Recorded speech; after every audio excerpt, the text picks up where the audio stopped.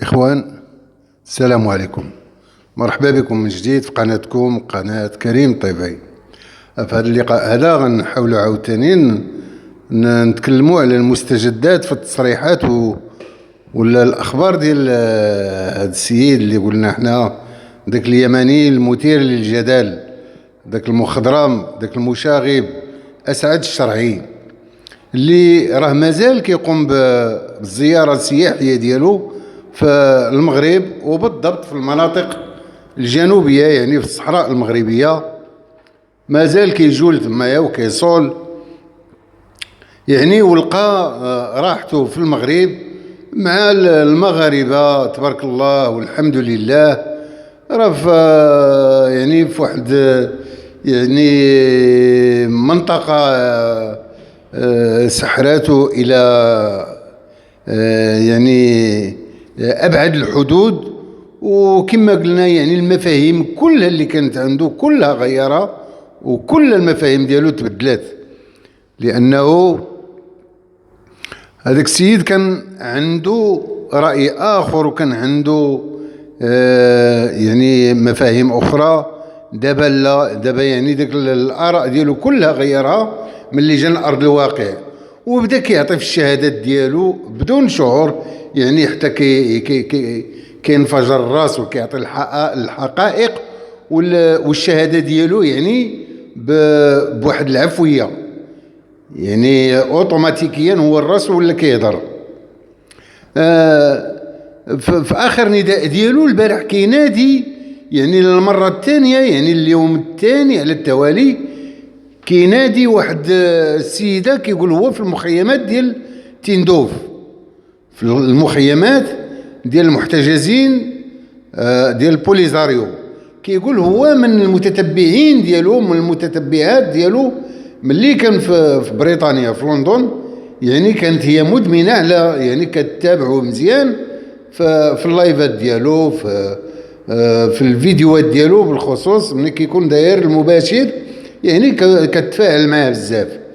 تهضر معاه حتى في الواتساب، وهو كيناديها، هي سميتها خديجه، كيقول ليها هضري معايا، يعني راه انا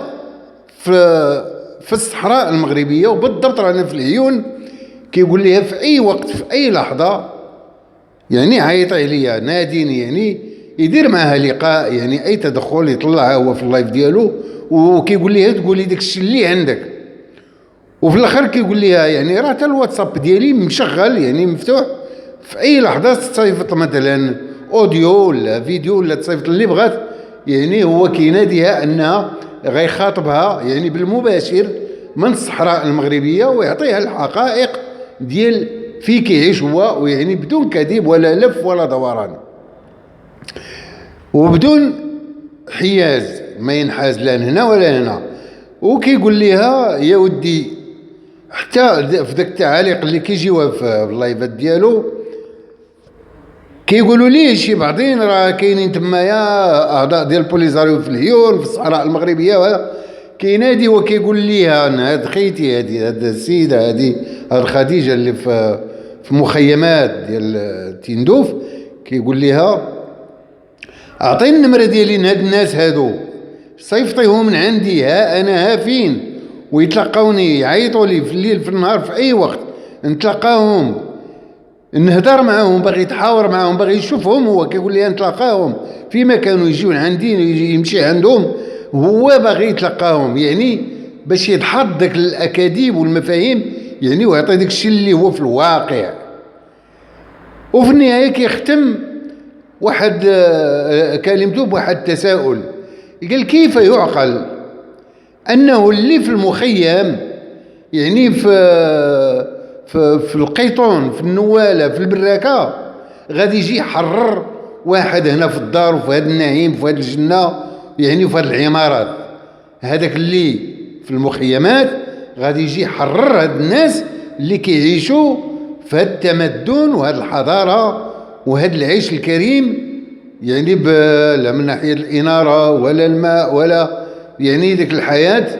يعني تبارك الله اللي ما كانش كيتصورها. هو كان كيسمع الصحراء، كان كيقول الصحراء شنو هي الصحراء، واش هو كان كيتخيل انه الماء ما غيلقاش يشربوا في ديك الصحراء؟ دابا ملي كيدور تما وكيشوف داك النافورات، وغير النافورات يعني بقى كيتعجب السيد راه يعني داخ بهذا المفهوم هذا، راسو داخ صافي تلف، وفي الاخر